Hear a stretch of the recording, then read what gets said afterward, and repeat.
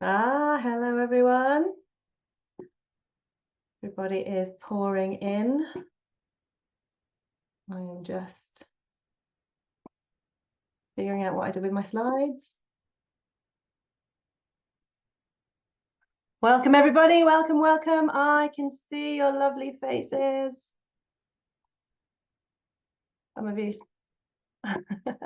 Please do feel free to keep your cameras on if you would like. No pressure to. I can't see many of you at a time, but I like being able to see you because then it feels like I'm actually talking to people rather than just hi, rather than just an empty room. I am Katja Kaine. Welcome everybody. And yes, please do put into the chat who you are, where you're from, and if you're feeling ambitious, a little bit about what you write or where you are at with your writing. And we'll have a quick check of that. Of course, you've already done that. Loads from New York, Canada, Ireland, Florida. Amazing. From the Netherlands, a bit closer to me there. Yeah, various stages on different projects. I hear you.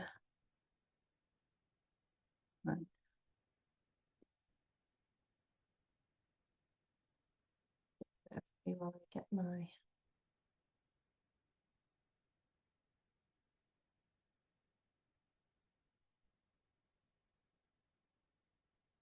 KCMO, woot woot. I don't know where that is. I'm too British. Okay. All right, welcome everybody. So people are still coming in, but I am going to get started because I do like starting promptly. And I am going to just let you know. So as you probably know, Gabriela Pereira, because you will have heard of this through her and DIY MFA, Gabriela is here with us and she's going to watch the presentation and then we'll have a bit of time for Q&A at the end, hopefully. And she's going to join in on that so that we can both answer a few questions for you. I do have quite a lot to get through, so there might not be that much time for Q&A, but I'll try and make sure there is a little bit of time. Also, I have, as you may know, my company is called The Novel Factory and my colleague Shona is with us, but she's camera shy, so she's kept her camera off, which is funny because she's very beautiful. And she's going to be keeping an eye on the chat. And if you have questions on technical aspects like, will there be a recording? There will be a recording. It will be sent out probably tomorrow. But other questions on technical aspects, you can put them in the chat or in, yes, because we're on just normal Zoom. There's no Q&A particular thing. So you just put your questions in the chat. Shona will note those. She'll answer the straightforward ones and she will collect up all of the rest for me to have a look at the end. I'm going to close off the chat now so I can concentrate on the presentation and I'm going to share my screen with you.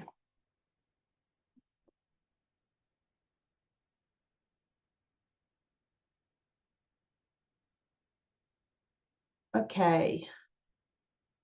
Can you all see that? Can I get a nod or can you see my? Yes. Okay, great. Thank you. Okay, so this is how to plan your novel presentation, 5 killer steps to a first draft. So this is a very brief way to plan out your novel so that when you write your first draft, it is in good shape. We are, just to give you an overview of what we're going to cover, I'll tell you a little bit about me, a very brief amount about what my background is and what I've done with writing. We'll talk about the common planning pitfalls briefly. Then I will tell you the 5 steps that I advise for planning your novel, including a bonus technique for maintaining momentum. And then we will have a little bit of time for Q&A. Okay, so I am Katja Kaine. I've been writing for about 14 years, and for the first 10 years, it didn't feel like anything much was happening, even though, of course, it was. I was learning absolutely heaps about my craft. And then after about 10 years, I started getting longlisted for competitions, and then I started getting shortlisted. Then I started winning. And in 2024, I signed a 6-figure deal with Penguin Random House. And my debut novel, Blood of Gods and Girls, is due out in 2026. So do look out for that. It's a YA fantasy. I am also, as well as being a writer, I am the creator of the Novel Factory, which is software for novel writers.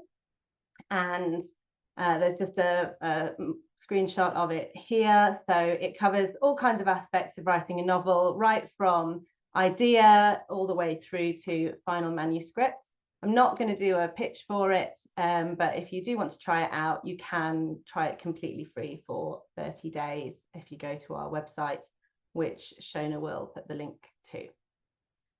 Okay, so common novel planning pitfalls. These are some of the problems I think you can have with planning. One is not planning enough. If you don't plan enough, I mean, some people don't plan at all, and that is the way that they discover the story. And I have spoken to quite a few pantsers, as we sometimes call them, who say that they really wish they could plan more and they wish they weren't pantsers. And I say, well, I'm a really heavy planner and I plan too much, and I think I should be a little bit more of a pantser. But there is somewhere in the middle you can go, where you can just get the right amount of planning. But if you don't plan enough, then you do tend to have a bit of more of a meandering first draft, which is fine if it's a discovery stage, but it does mean that you end up having to do masses of editing, and the editing stage is very long. It also means that you can become demoralized when you realize how much more there is to do and give up, which of course is the last thing that you want. On the other side of the coin, it is possible to plan too much. If you spend all your time planning, that is just a very tricksy form of procrastination, and you never actually get to writing the actual novel. You can also create a plan that is too detailed and does trap you in and feels like a weight rather than being a support. And you can write a plan that doesn't work when you start writing, and then, you know, it's wasted time, and it's also a bit of a hindrance. And then it is, yeah, wasted time and effort.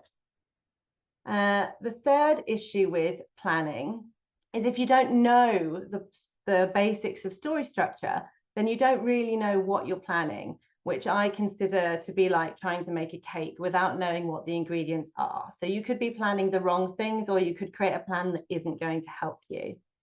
And number 4, I think that your plan should really be a jumping off point to help guide you and give you scaffold, but you need to be flexible, or I find it's much more powerful if I am flexible and I'm ready to change that plan whenever I want to. It should be a scaffold, not a cage. And the more you write, the more you get a feel for what's right, what you need to stick to, and how you can just let your plan go when you need to. Okay, so the 5 steps I recommend for if you're only going to do 5 steps of planning are to write a premise, to write a plot outline, to do your main character introduction, an extended synopsis, and scene summaries. Now, this is a shortened version of a roadmap that I have written, which contains around 15 steps. So it goes into a lot more depth. There's more character development, and there's locations and themes and settings, but that is a lot more planning. So this is a pared down version so that you can get going faster. But if you are interested in seeing that longer roadmap, then that is available at our website. You can access that completely free and read all of the articles on there. So let's get into each of these stages. So the first stage I like to look at is the premise. I sometimes consider this like the exam question of your story. So you keep going back to it to remind yourself what your story is about, to keep the heart in mind so that you have a through line. Certainly a problem I've had with writing novels is that I have too many ideas. Wouldn't it be cool if that happened? Wouldn't it be cool if that happened? And yeah, it is cool and those things happen, but then the through line of your story gets lost and it gets muddied. And when I figured out how to keep that through line going, that was when I really started to write stories that kept people's interest and got me a bit further on. So, but a premise is a bit different to a pitch or just a spark, or the way I use it, it is.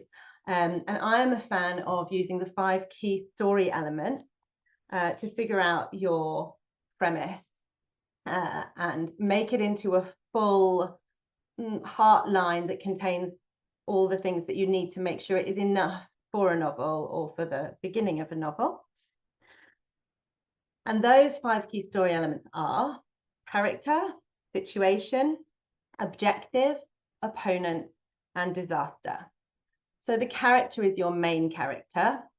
Of course, you're going to have more than one character in your novel, but this is the protagonist, the hero. If you are very experienced, if you are George R.R. Martin, you can have many, many point of view characters, main characters. But if you're starting out, I do recommend just keeping it simple to begin with until you feel that you've mastered the basics and having one main character. Next is the situation.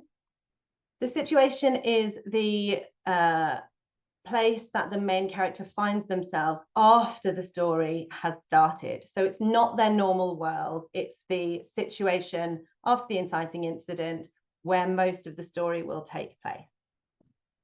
The objective is the thing that they want to achieve. It could be selfish or it could be benevolent, but it's the thing that they want to achieve. It could be saving the village, it could be getting the girl. It's their main objective.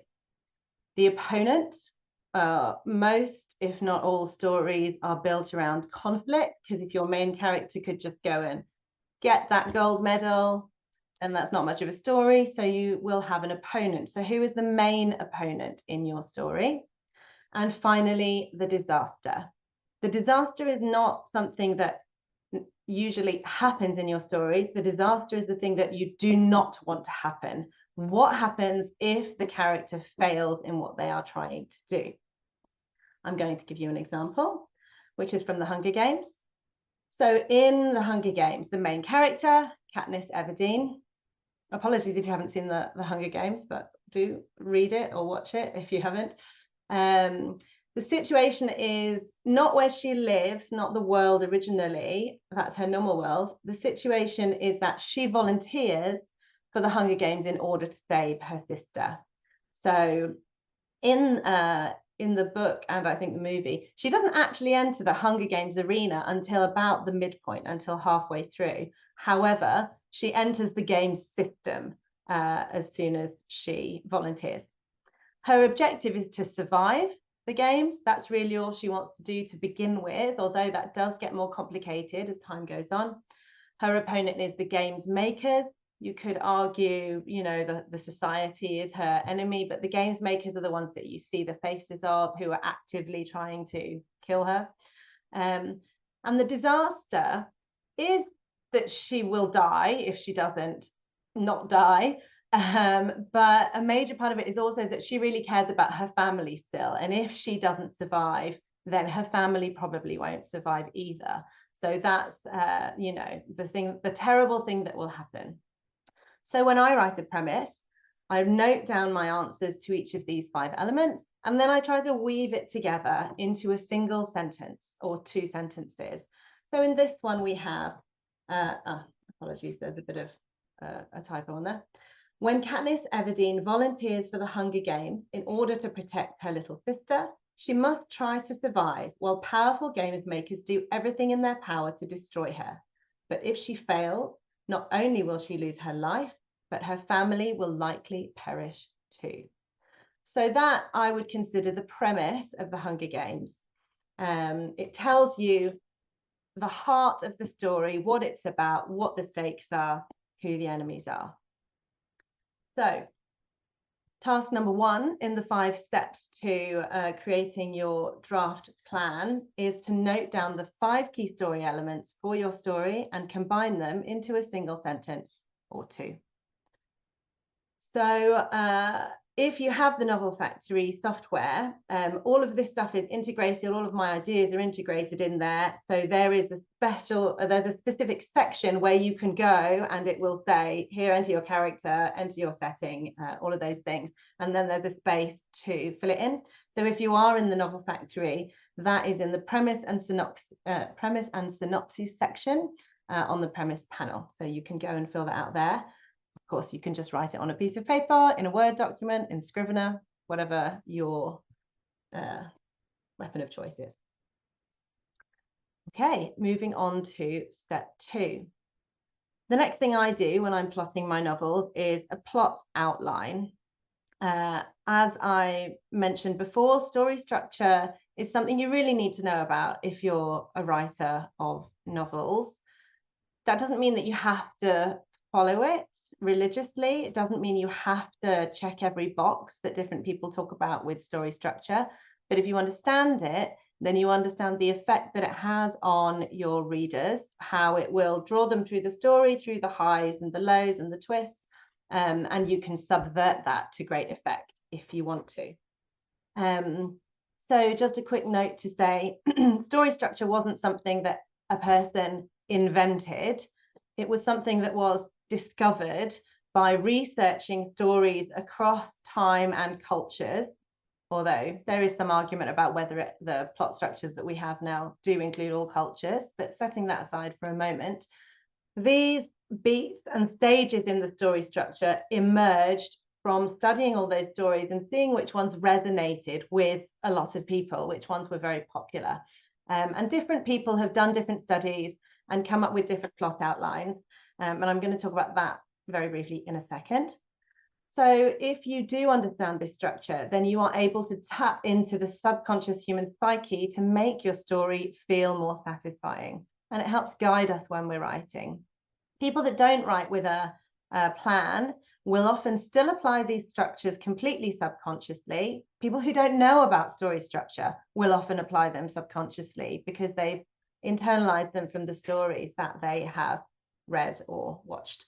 But again, using a structure is not a cage to limit your imagination. If you want to deviate from the structure, you can deviate. It's just really better if you know why you're doing it and what effect it's going to have on your readers. So talking about the different structures, I started studying structures and plot structures and looking at the different structures in genres quite a while ago, just for my own amusement. And it did kind of seem to appear to me that they were kind of the same, but with different names. And then a bit later, someone who I think has a background in BBC TV, John York, released this book, Into the Woods. And he had done the really hardcore study of this.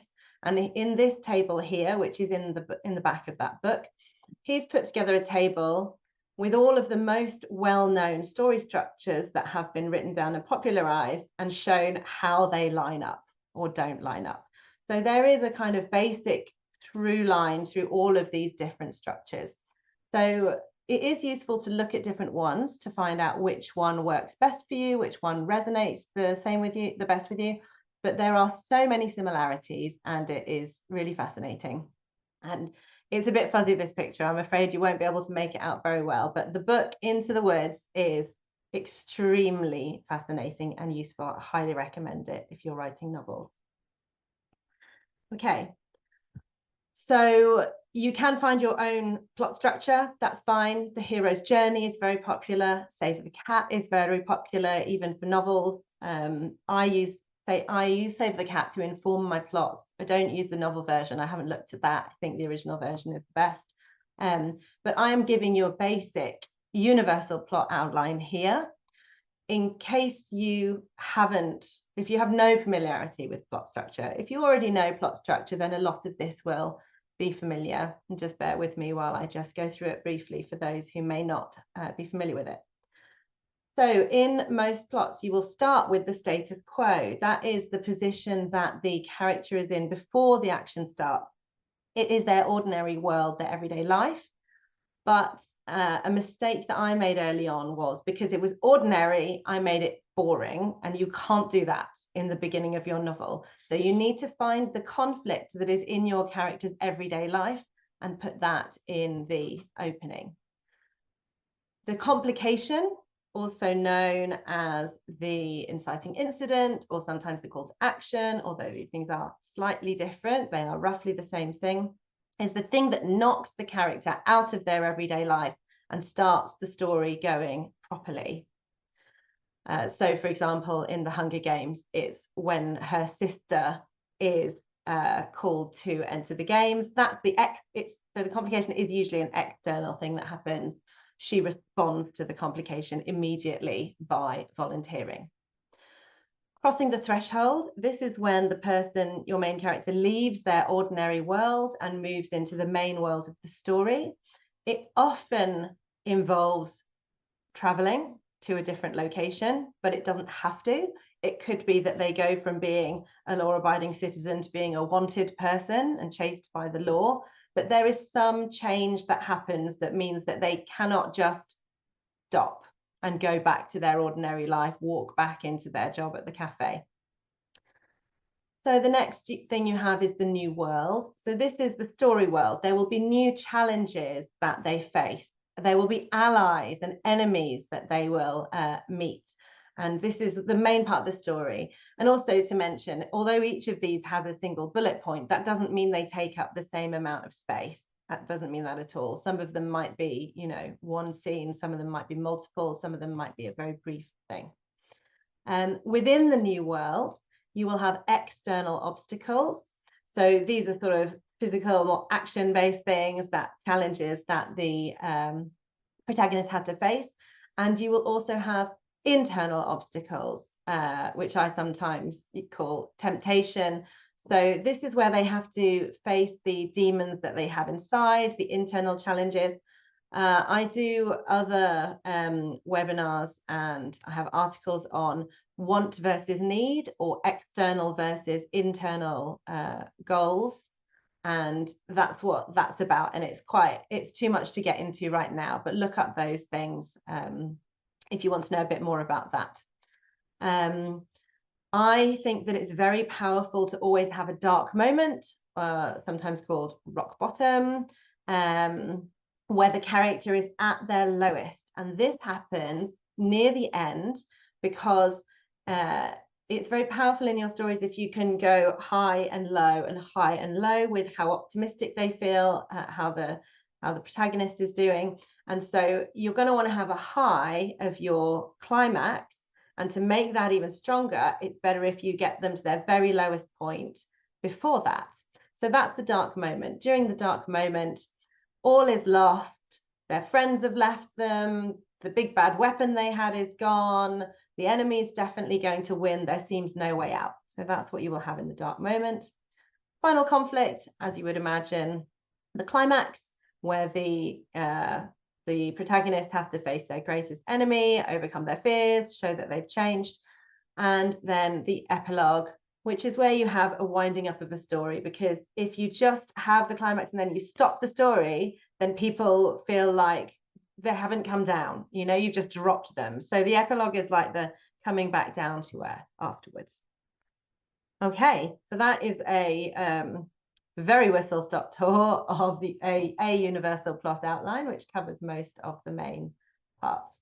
So the second task that I would complete when doing my plan for my novel is to complete a rough plot outline. You don't have to use that plot outline. You can find your own, but that covers most of the points. And again, if you're in the Novel Factory, you would want to go to the plot manager, where you can generate the cards, and they will give you prompts on how to fill in each of those stages. There's also a bunch of different plot outlines for different genres in there. Okay. Number 3. So the next most important element is characters. Characters are arguably the most important part of your story. And so the next thing I would do is to just start to think about the main characters in my story. So obviously we've already got the main character, the protagonist. But I, at this point, would definitely start thinking about an antagonist, but I think that's the absolute minimum. And for me, I also find that there is some kind of mentor character. That's just a character that gives advice to the main character. They might not always be benevolent, they might be a negative. Again, the example of the Hunger Games, he's, I believe, literally called her mentor, but Haymitch is quite negative and doesn't believe in her and doesn't, want to help her. And so you don't have to make the mentor a very warm, knowledgeable character necessarily. And I like there to be an ally in most of my books, because it's someone for the main character to bounce ideas off. For the ally is also very useful to tell the character how dangerous it is, what they're getting into, or what a terrible idea it is, to kind of up the stakes and build up the atmosphere. So those are just 4 basic characters. You could have more or less, but you don't want to be trying to figure out every single character at this stage, if you are just doing a basic plan. If you are adding more at this stage, then it is worth thinking about what role they are playing in the story.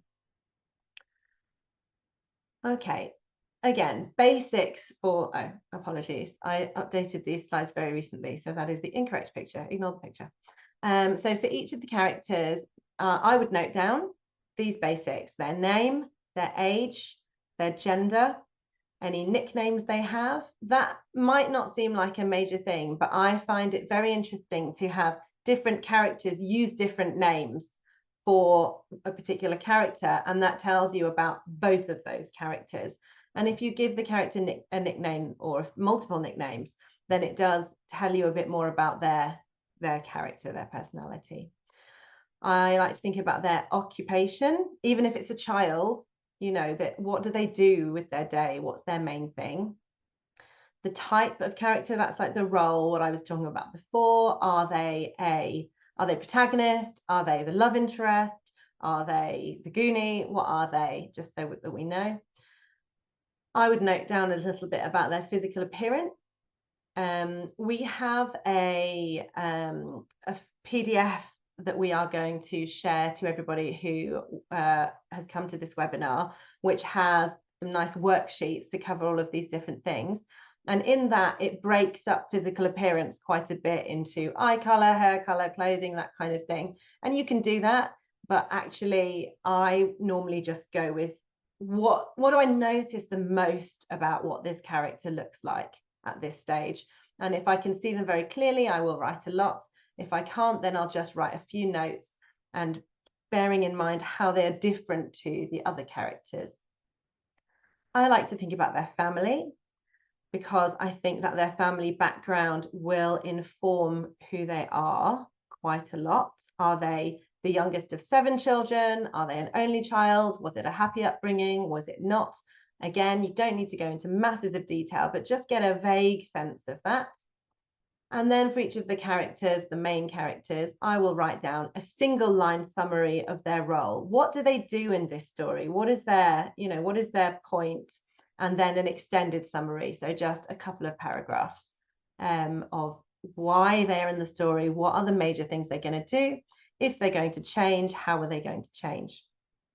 And for the main character, I will also note down what they want and what they need, which is what I was talking about before, their want being the external goal, the physical thing that you can see that they want to achieve, and what they need. What internally do they need to shift as a person in order to be more fulfilled? So yeah, do look that up in a bit more detail, because it's very fascinating and useful, in my opinion. Okay.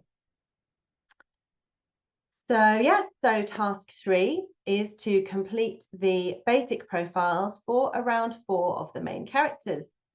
If you're in the novel factory, you can go to the characters section and click add character, and the forms will be there for you to fill out. You can also do it in Word, and you will also be able to use the PDF printable worksheets that we will provide afterwards.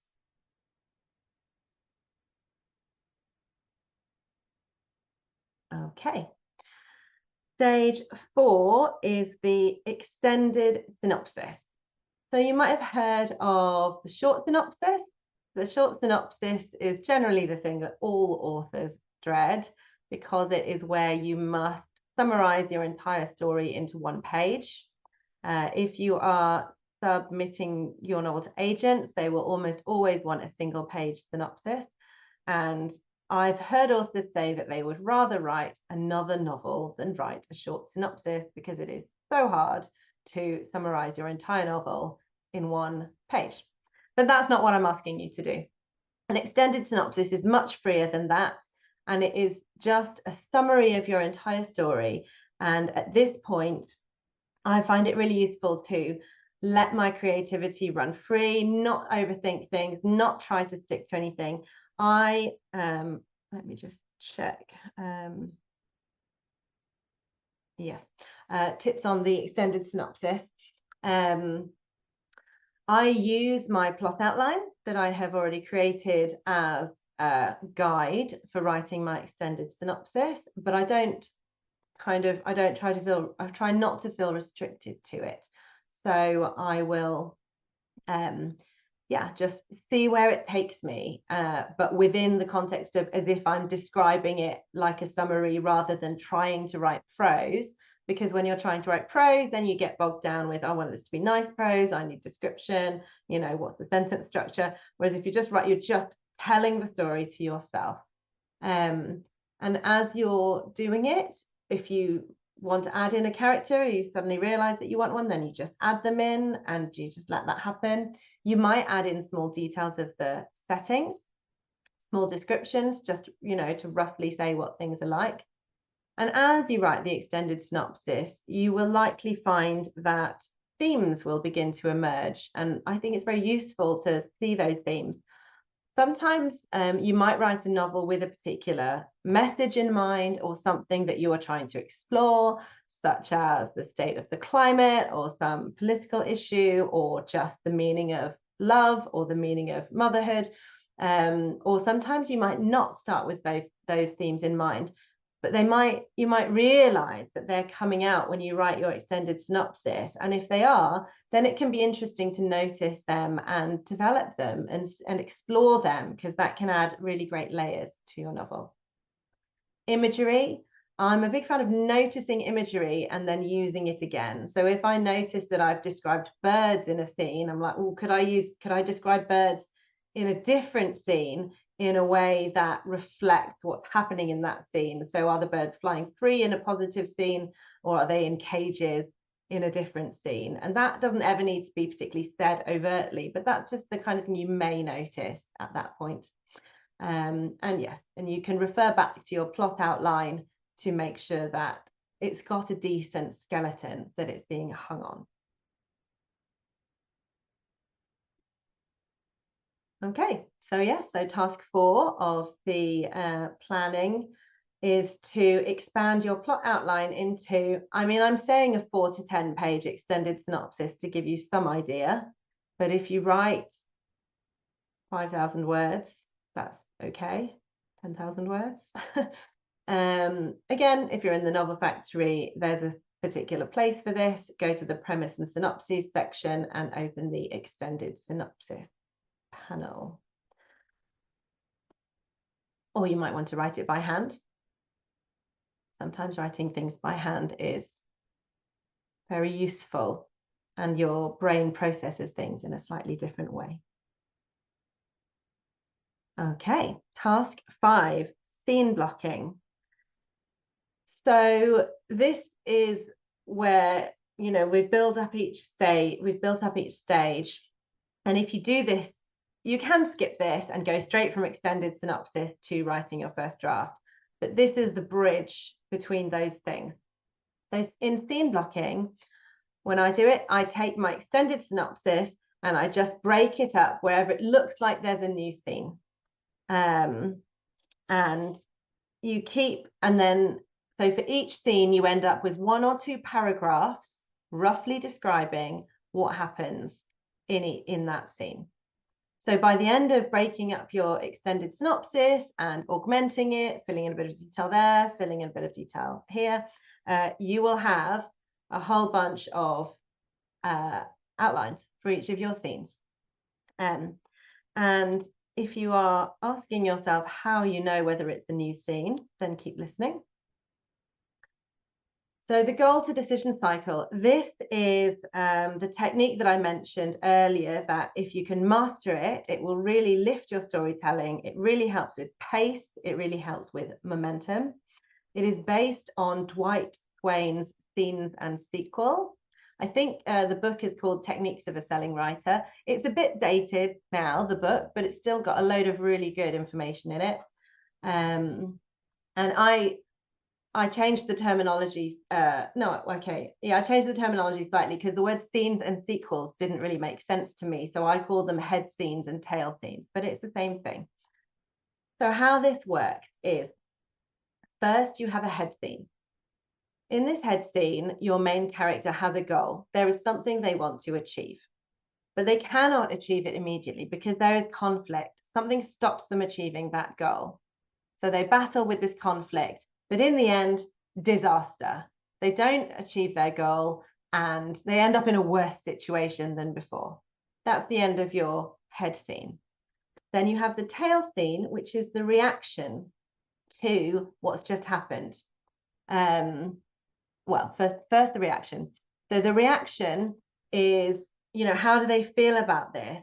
What's their physical, emotional reaction to this disaster that has just happened?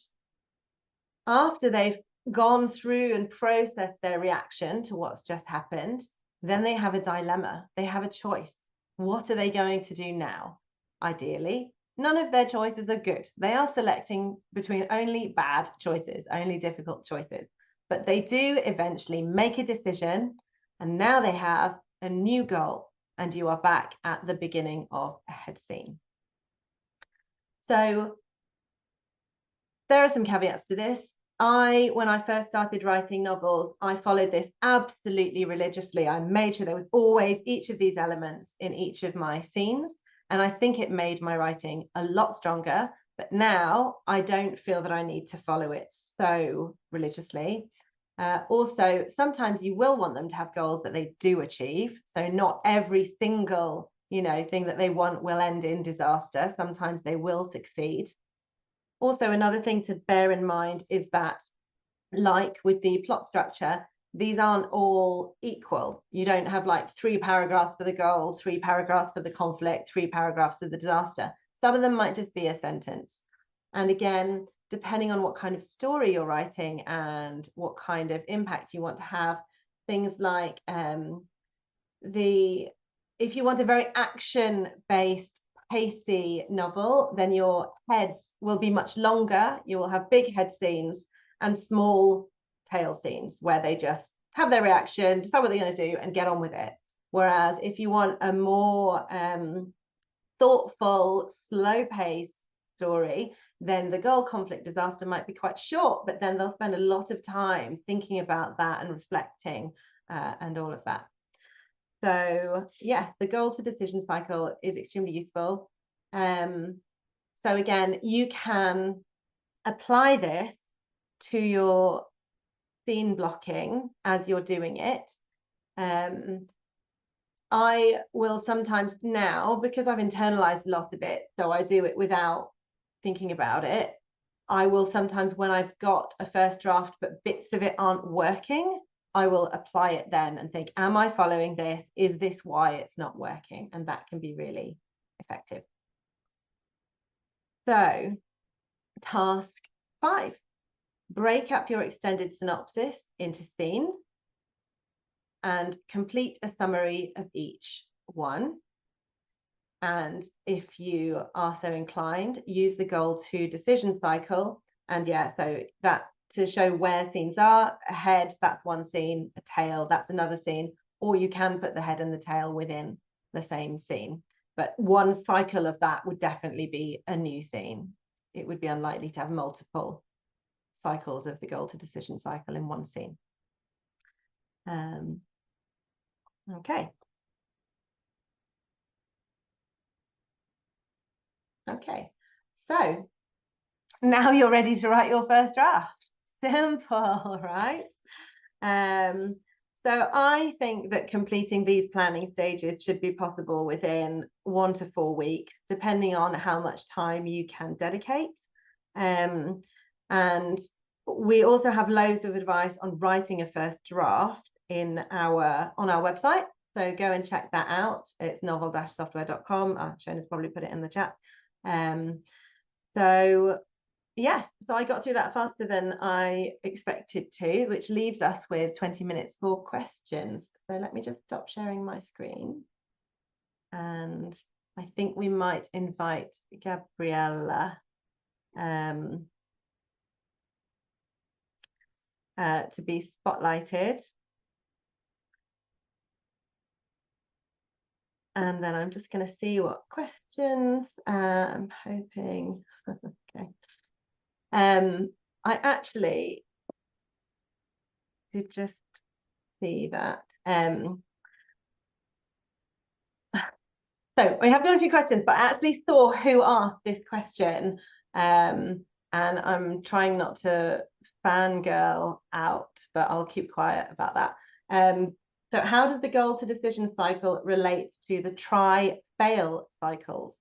So I'm actually not that familiar with the try-fail cycles. Is that something you're familiar with, Gabriella? Not really, no, unfortunately. I think it, are we able to invite extra people on, Shona? Do you know? Can you tell me? Because we could invite the asker of the question to explain it. Yes, we should be able to, if I can just locate the name in the attendee list. If you just bear with me a second. Is that okay? Yeah, okay, great. Okay. And then the next, well, I'll get to that afterwards. But yeah, I think we might Sorry, I this is a great workshop, and I was taking, just so you know, taking notes all the way through. So oh, that's wonderful to hear. yeah. Okay, so I think if I'm tracking this, for me, a try-fail cycle is I think a smaller version of the decision goal to decision cycle.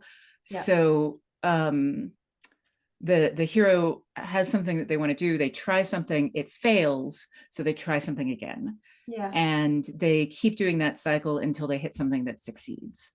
So an example would be they need to get through the door, and the door is the barrier between them and the big goal. The door is locked. So the smartest thing they could do would be to try to find the key. They can't find the key. So the next thing they're going to try to do is to break down the door. They can't break down the door. So now they're going to try to pick the lock. They pick the lock, they get through the door, and now there are bees, and the bees are the next barrier. So I think if I'm hearing things, the way I was interpreting it was the goal to decision cycle relates to the barriers, the door, and then the bees. Yeah. And the try-fail cycle relates to the actions that the hero takes while trying to get through the barrier as part of the goal to decision cycle. Does that so the way you sorry, go on. Oh, I was going to say that was just, does that track with what you're thinking? Yeah, totally. So for me, what you've described is all in the head. So I've just put goal, conflict, disaster, but it can be goal, conflict, disaster. So, and I would often do that, have more than one thing that they're trying to battle to get through the door. So for me, yes, the goal is to get through the door. They try all these things, and then I don't know if they get through the door, but there's bees. So I'm like, they're in a worse situation than they were before. That's the disaster. Now they're covered in bees. So that's how I would do it. And I would say that try-fail bit doesn't go into the reaction bit. So that would be outside of that try-fail cycle. Does that scan with you? I think so. Yes. For purposes of workshop, yes. I have thoughts that will take over the workshop, and I'd love to get coffee with you sometime. Please carry on. I'm going to go back to audience. Okay. All right. So the next question is, please talk about the midpoints. Yes. So confession, that universal story structure I gave you, I didn't put the midpoint on there because I did it quite a long time ago, but it's got all the beautiful illustrations. I would definitely now put the midpoint in the universal structure. And if you're not sure what the midpoint is, I will describe it as somewhere very close to the middle of your novel where something big changes. Their main character gets more information about what they're trying to do. They go from being reactive and just kind of struggling to being proactive. Now I know what I need to do. I know how I need to do it. I'm going after that. And I like to have a big change in the midpoint as well, although not all stories do. So that, and you don't have to do all of those things in the midpoint, but generally those are the kinds of things that you will find. And Gabriella, I would love to hear your thoughts on the midpoint.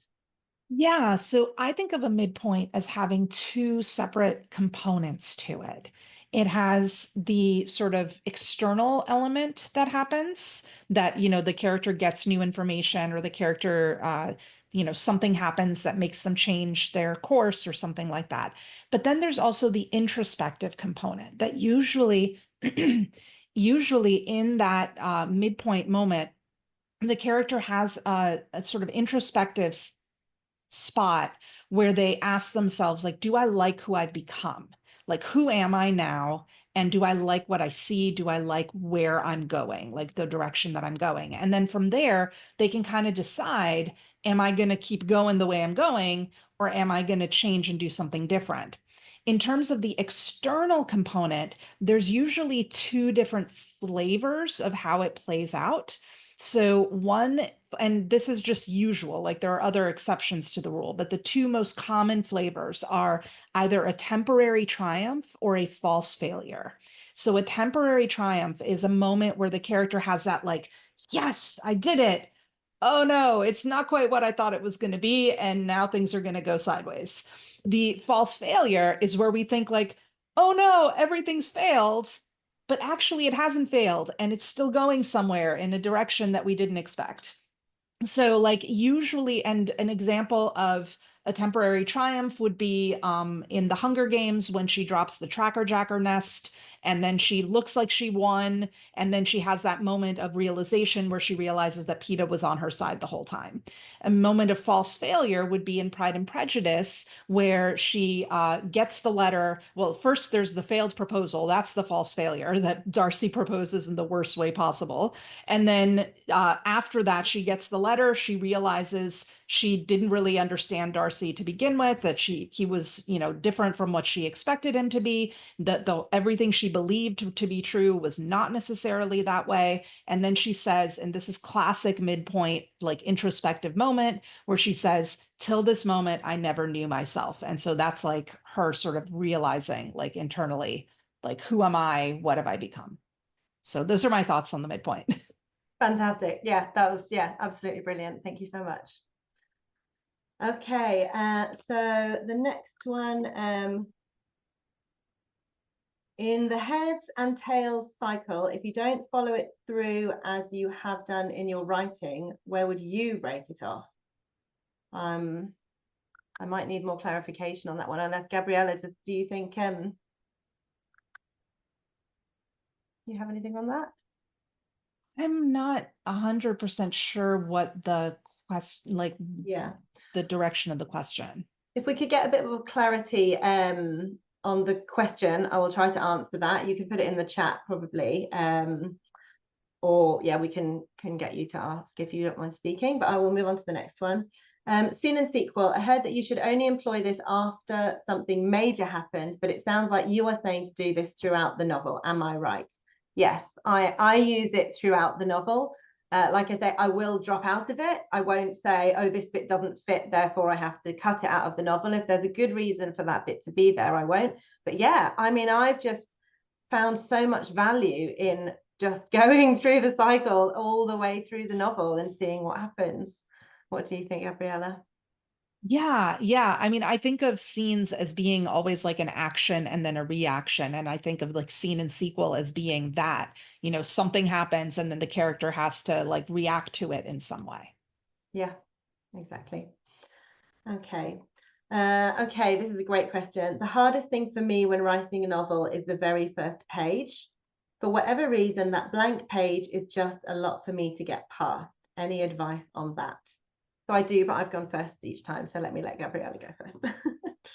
So my answer to that is don't start on the first page. Start wherever. Like pick a moment in your story, pick a scene, something that like sparks your interest, and just start writing. You can always come back and add the first page. And like spoiler alert, sometimes the thing you think is your first page isn't actually your first page. And in the process of editing, you realize like, oh, that page is actually page 25 and I needed to start, way before that, or I needed to start way after that. And this is like the prequel or whatever. So I wouldn't sweat the first page very much.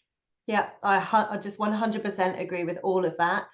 I think don't worry about the first page until you've written the last page. I don't know. I mean, it's just write anything. Just write your way into the story. A lot of people write their way into the story and then have to chop off the first 3 chapters. And that's just what you have to do. And it hurts. I've done it. But, sometimes that's just the right thing to do. Also, personally, because I'm a big fan of bookends, so, you want your end and your beginning to reflect each other. I don't know what my first scene is going to be until I've written the end and I've seen all the details of what's going on, seen the imagery, and I can take that imagery and I can then place that into my initial scene and my initial page. And likewise, the first page is the hardest because I think it's great and skillful if in your first page you have almost your whole story in there in minor, but nobody knows because they don't know where it's going. All of the themes, the main character, what their challenges are, it's very subtly in that first page. And you can't do that until you know a lot more about the rest of your novel. So I've definitely rewritten my beginning 18, 19 times, completely different things. And it was always a waste of time until I got to the end. And then it was not easy, but it was easier. Okay. Do you have any tips for a person who's a total pantser? Let me just move over a bit. And has always tried to plot but failed. Every time I've plotted a novel, the published book has ended up being nothing like the initial plot. I just sit down and decorate a blank page, but I'd love to plan. Help.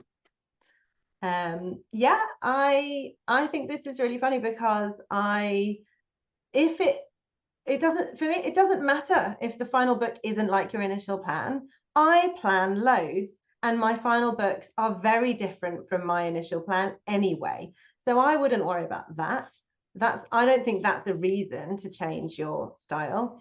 As I said, I've spoken to a lot of published authors. I was talking to one earlier today who said she's a complete pantser.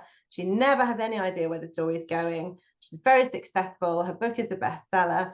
And she said, with the second book, I don't want to be a pantser anymore. I need to plan. I'm going to try and plan. And she said it was hopeless. She couldn't do it. Her brain just wouldn't let her think that way. So she's not trying to now. And I think that's great. Like, you don't have to. If you want to plot because you feel like your final book isn't what you want and isn't good enough, that's different. Then you might want to plot.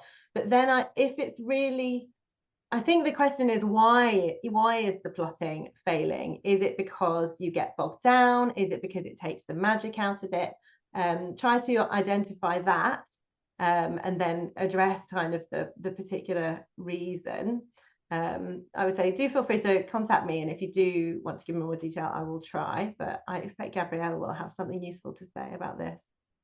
Yeah, so the only thing I would add, I agree wholeheartedly with what Katja said. The thing I would add is that you don't necessarily need to use plotting techniques before you've actually written the book. So you can use techniques like an outline and things like that after the fact. So one of the things that I often do a lot of times when I work with writers is I will have them outline what they've already written. And then we look at like, how does that outline, hang together, and sort of, it gives you that bird's eye view of your story so that you can then see like where all the pieces on the chessboard are, and you can kind of figure out like, how is everything holding together? So just because you're a pantser doesn't mean that like all plotting techniques are off the table. It just means you might use them in a different time. Yeah, that's really wise advice. Okay, so okay, so the next question. So I think we've got a couple more questions, which is good because we've got time for just a couple more. What do you think of the Enneagram for character typing? Would you like to go first, Gabriella, or shall I?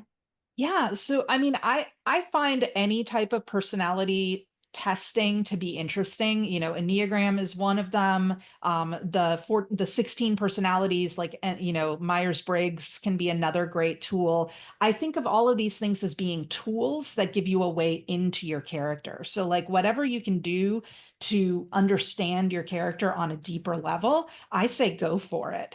But I also would caution writers against doing too many personality testing, because that can like take you down rabbit holes that you don't need to go down. So I would maybe pick like one, maybe two different techniques, and then use that to like go deep, deep, deep into your character. Yeah, I don't have much to add to that. Completely agree. I love it. I love looking at personality types. I love applying them to my characters, and I have spent way too long doing it. And I also find it useful for, when you're trying to write characters that are different from you. That's very useful, especially the 16 personalities one I find great. I find that quite often, because of who they're aimed at, they don't give you enough negative traits. So I'm always like hungry. No, don't tell me all my good traits. Tell me what my bad traits are. And that's the juicy stuff, I think, in stories. But yeah, I love it. Enneagram is one of my favorite 16 personalities as well. And I pick and mix. So I'll have one character with a 16 personalities Myers-Briggs type and a different one, with an Enneagram. I don't feel like you have to stick to it. Okay, last question is the clarification on the previous question. So I get this now. So you've said that you don't always follow it to the end. This is the goal to decision cycle. Where might you break that cycle off? I see jumping straight to the decision, foregoing reaction and dilemma. So what I mean, so I wouldn't miss those. I mean, you can, but for me, having the reaction and the dilemma is what makes it more immersive, and people don't know why, but if you are describing those things, they will be feeling it with the character. Whereas if you go straight from the disaster to the decision, then it disconnects the reader from the character, because they don't know how the character got there. Whereas if you're explaining their reaction and the dilemma, then they're following along and they don't get kicked out momentarily of the character's head and what they're going through. So I wouldn't skip those ones, but I like thinking a lot about what the character's thinking and what they're going through. And yes, where I would break it off is more that it was with the goals. Sometimes you do want the character to achieve their goal. So you might have goal, conflict, success, reaction, dilemma, decision is how I would do it sometimes. They're not always going to fail. What do you think, Gabrielle? I don't know if you use this technique anyway. I don't use this technique a whole lot, but I would definitely say it's important to add those moments of introspection. And I say this as someone who has a really hard time having moments of introspection with her characters. I've been criticized at times for like my characters not thinking ever. So, you need to, but you do need those moments where the character's kind of looking inward and having those moments where they're thinking, sort of processing information. But what Katja said earlier when you were explaining the technique, they also don't need to be very long moments of introspection. Like that reaction and that dilemma can be like a sentence. It doesn't have to be like paragraph upon paragraph, the character expounding, they're not Hamlet. They don't need to go off on a soliloquy. Yeah, exactly. For me, it will sometimes be just like one sentence of a physical reaction, one sentence of an emotional, you know, one sentence of a thinking reaction, and that's it. You know, it doesn't have to go on for ages. And other times it will. Other times they'll have paragraphs going, oh wow, what am I going to do? There's this problem and that problem. But yeah, I don't like to do that too much. Great. Okay, I think that is all we've got time for. It is, well, it's 5 o'clock for me. I think it's different time for many of you. Thank you so much for coming. I really hope that you enjoyed it and that you found it useful. Please do get in touch with me with any feedback that you have. And thank you to Gabriella for helping us put this together and helping us out with the questions and answers as well. And I wish you all the best with your writing. And until next time, happy writing.